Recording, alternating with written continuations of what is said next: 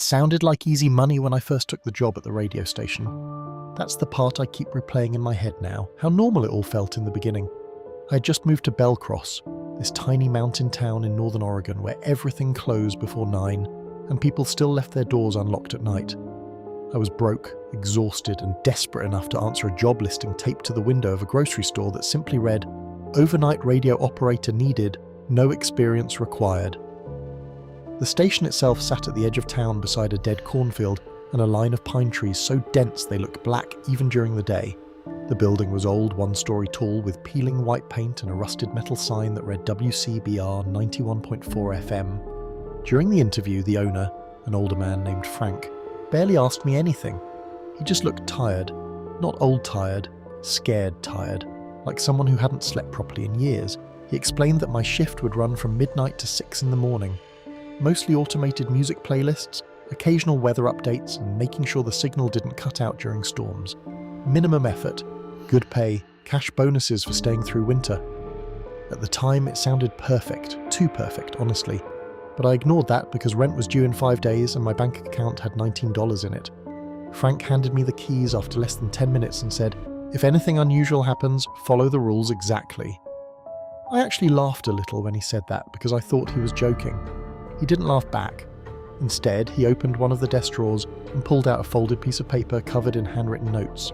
The paper looked old, creased so many times it was beginning to tear apart at the folds. "Read them before your first shift," he said quietly, "and don't skip ahead." That should have been enough to make me walk away right there, but people ignore strange things when they need money badly enough. I took the paper home anyway. I remember sitting in my apartment kitchen around 11 that night, eating instant noodles while reading the list. At first, the rules sounded ridiculous. Rule 1. Never answer calls that come from line 3 after 2 a.m. Rule 2. If music begins playing from Studio B, lock the door immediately. There is no power connected to Studio B. Rule 3. At exactly 3:17 a.m, someone may knock on the front entrance. Do not let them inside no matter what they say. Rule 4. If the emergency broadcast alarm activates on its own, mute your headphones and hide under the desk until the static stops. There were 11 rules total, each more unsettling than the last, written in messy handwriting that looked shakier near the bottom of the page. I remember rolling my eyes and assuming this was some elaborate small-town prank for the new girl. Honestly, part of me even found it charming. Creepy local radio station with ghost stories? Fine, whatever. I'd grown up on internet horror stories and late-night paranormal forums. I thought this was just Belcross being eccentric. Around 11:40 p.m, I drove out to the station for my first shift. The roads were empty except for occasional fog drifting across the pavement like smoke. The station looked worse at night. The parking lot lights flickered constantly, and the surrounding trees swayed even though there was almost no wind. When I unlocked the front door, the entire building smelled like dust, burnt coffee, and something faintly metallic underneath it all. The inside was cramped. Narrow hallways, faded carpeting, ancient recording equipment humming softly in the dark. Frank was waiting near the main control room wearing the same expression he'd had earlier, exhausted and tense. He walked me through the basics quickly, almost impatiently, like he wanted to leave before midnight arrived. "The playlists are automated," he explained while pointing at the monitors. "Just monitor the levels and switch to weather alerts if the system prompts you." He kept glancing toward the hallway behind us while he talked. Eventually I asked him what the deal was with the rules sheet. He froze for a second before saying, "People here know not to ask questions." Then he grabbed his coat. Before leaving, he stopped at the doorway and added one last thing without looking at me. "If you hear someone humming outside the studio, turn off the lights immediately." Then he left. Just like that. No explanation, no smile, nothing. I stood there alone listening to his car disappear down the road, while old country music played softly through the station speakers. For the first hour, everything felt normal enough that I almost convinced myself the rules were just hazing. I drank stale coffee, scrolled on my phone, and watched rain begin tapping softly against the windows. Occasionally local ads would play automatically between songs, hardware stores, diners, churches, boring small town stuff. Around 1:30 a.m, I started relaxing. I even laughed thinking about how dramatic Frank had acted earlier. Then the phone rang. Not the request line, not the office line. Line 3, the one specifically mentioned in the rules. I stared at the blinking red light for a few seconds while the ringing echoed through the empty station. The sound felt wrong somehow, too loud, too sharp into the silence around me. I remember looking down at the paper beside the keyboard where I'd left it open earlier. Never answer calls from line 3 after 2 a.m. I checked the clock. 1:34 a.m. Technically, the rule didn't apply yet. I actually reached toward the receiver for a second before stopping myself because something about the ringing was making the hairs on my arms stand up. It continued for almost a full minute before suddenly cutting off. The silence afterward felt heavier than before, like the station itself was listening. That was the first moment I began feeling genuinely uncomfortable. Then, somewhere deeper in the building, I heard a door creak open. I froze and listened carefully, expecting maybe Frank had forgotten something and come back. But the sound that followed didn't resemble footsteps. It was slower than that. A dragging noise, like someone pulling their hand along the hallway wall as they walked. The station suddenly felt much bigger than it had earlier. The dark corridors outside the control room stretching into parts of the building I hadn't even explored yet. I told myself not to be stupid. Old buildings make noise. Pipes settle. Wood creaks. Rats exist. I repeated those explanations in my head while staring at the doorway across from the control desk. The dragging sound stopped after a few seconds, followed by complete silence again. I remember forcing myself to laugh nervously because I could feel panic trying to crawl up my chest already, and I hated that. I hated feeling manipulated by some dumb rules sheet. To distract myself, I turned my attention back to the monitors. The playlist continued normally for another 20 minutes. Soft classic rock humming through the speakers while rain intensified outside. Around 1:58 a.m, the lights flickered once. Then again, the computer screens dimmed for half a second before stabilizing. I looked outside toward the parking lot and noticed the fog had thickened so much I could barely see the road anymore. It pressed against the station windows like pale smoke. That's when Lean 3 rang again. This time the sound nearly made me jump out of my chair. The red indicator blinked violently in the dark room, while the clock above the console changed to exactly 2 a.m. My stomach dropped instantly. The rule, never answer calls from line 3 after 2 a.m. I stared at the receiver while it rang over and over, louder each time somehow, almost impatient. My first instinct was honestly just irritation. I thought maybe some local teenagers were messing with the new employee. But then I noticed something strange. The caller ID screen was blank. Not unknown number, completely blank. No text at all, just empty static coloured pixels flickering where the number should have been. The ringing continued for almost 30 seconds before stopping abruptly. A second later, every speaker in the station emitted a sharp burst of static loud enough to hurt my ears. I flinched hard and accidentally knocked over my coffee. "Jesus Christ," I muttered, grabbing napkins from the desk. Then I heard it. Humming. Soft at first, faintly melodic. A woman humming somewhere outside the control room. My entire body went cold. I slowly looked down at the paper again, eyes scanning shakily, until I found the line Frank mentioned before leaving. "If you hear someone humming outside the studio, turn off the lights immediately." The humming drifted closer down the hallway. Calm, slow, almost cheerful. I could hear it clearly now echoing through the station's narrow corridors. Without even thinking, I lunged toward the light switch beside the desk and killed the room lights. Darkness swallowed the control room instantly except for the dim glow of the equipment monitors. The humming stopped completely.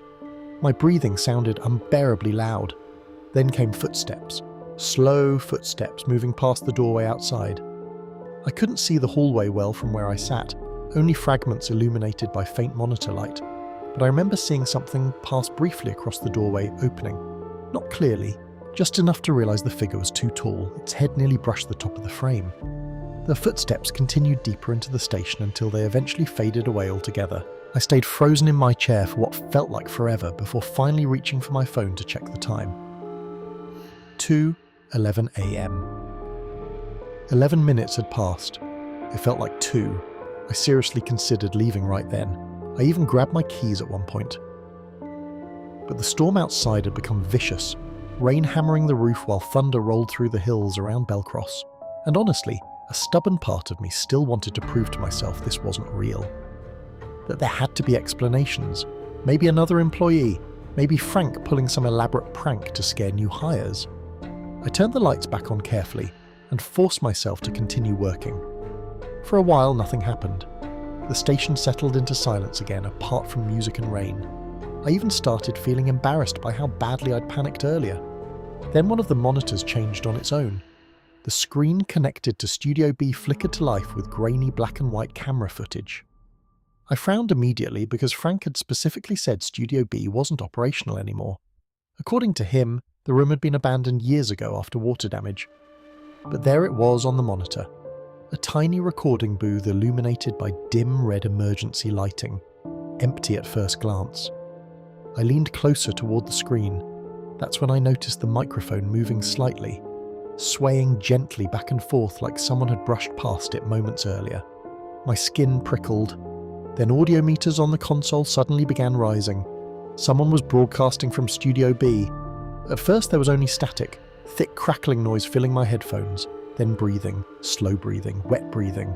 I ripped the headphones off instantly, heart pounding hard enough to make me dizzy. The meters continued climbing higher while static hissed softly through the room speakers now. And underneath it, I heard a voice whisper something too distorted to understand. I looked at the rules sheet again with trembling hands. If music begins playing from Studio B, lock the door immediately. But this wasn't music. The rule said nothing about voices. Then, through the static, I finally heard the whisper, clearly enough to understand a few words. "She let me in." I stopped breathing, because the voice sounded exactly like mine. I sat there staring at the console while the voice repeated itself through bursts of static. "She let me in." My own voice. Not similar to mine. Exactly mine. Same tone, same nervous shakiness, even the slight rasp I get when I'm tired. Every instinct in my body screamed at me to leave, but fear had rooted me to the chair so completely I could barely move my hands. Then another sound came through the headphones resting on the desk. Knocking. 3 slow knocks. My eyes snapped toward the front entrance hallway immediately. Knock, knock, knock. The blood drained from my face. Rule 3. At exactly 3:17 a.m, someone may knock on the front entrance. Do not let them inside, no matter what they say. I looked at the clock. 3:17 a.m. exactly.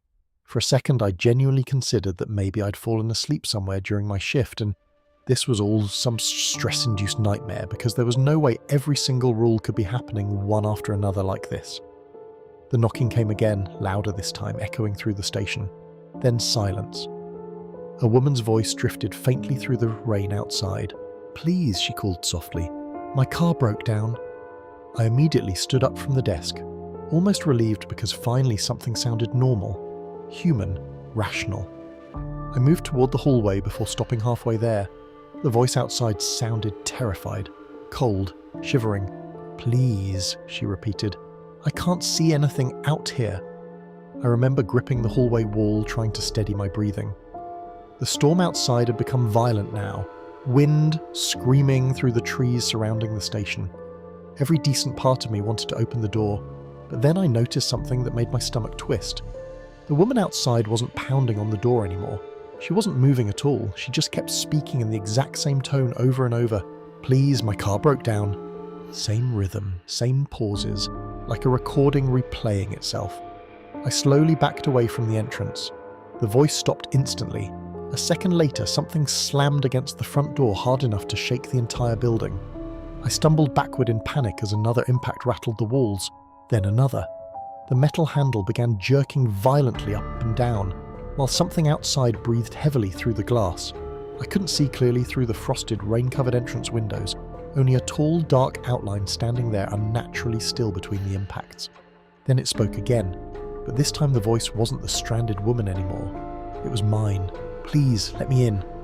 I ran back into the control room and locked the door behind me just as the station lights flickered again. Somewhere down the hallway, another door creaked open slowly. Then came the humming again. Louder this time. Closer.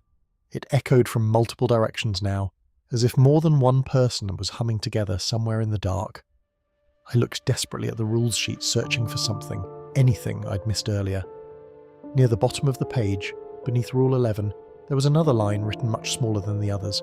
I swear it hadn't been there before. "If it learns your voice, do not stay until sunrise." My chest tightened instantly. Behind me, the broadcast equipment crackled alive on its own. Every monitor in the room switched simultaneously to the Studio B camera feed. The room was no longer empty. Someone sat in the chair facing away from the camera, wearing my clothes. My grey hoodie, my headphones, my hair tied back exactly the way I wore it that night. Slowly, impossibly slowly, the figure turned toward the camera. I remember the feeling more than the image itself, the complete collapse of rational thought. Because it was me, not almost me, not distorted, perfectly me, except for the smile stretched too wide across its face. The thing leaned toward the microphone inside Studio B, while staring directly into the camera. Then every speaker in the station broadcast my voice simultaneously. "You stayed too long." The control room door handle suddenly rattled behind me. Violently. Something began pounding against it from the hallway. I grabbed my keys and sprinted out through the emergency exit near the back offices without even thinking. Alarms screamed behind me as freezing rain hit my face outside. I ran across the parking lot toward my car while the station lights flickered wildly behind me in the storm. Halfway to the car, I made the mistake of looking back. Someone was standing inside the control room window watching me leave. Me, same hoodie, same face, smiling, one hand raised slowly against the glass. I drove out of Belcross before sunrise and never went back. I didn't even stop for my things at the apartment. A week later, I tried calling the station from a motel 2 states away. The number had been disconnected. When I searched WCBR online, nothing came up except an old article from 1997 about a fire that destroyed part of the building after an overnight employee disappeared during a storm. Her name was listed near the bottom of the article, Emily Vance. I stared at the attached black and white star photo for nearly a full minute before realizing why she looked familiar. She was the woman I'd heard humming outside the control room. Sometimes, usually around 2 a.m, my phone still rings from an unknown number with no caller ID. Whenever I answer, there's only static at first, then soft breathing, then music playing faintly in the background. Old country music, the kind we used to play at WCBR. And every single time, just before the call disconnects, I hear my own voice whisper one sentence through the static. "You should have stayed until sunrise.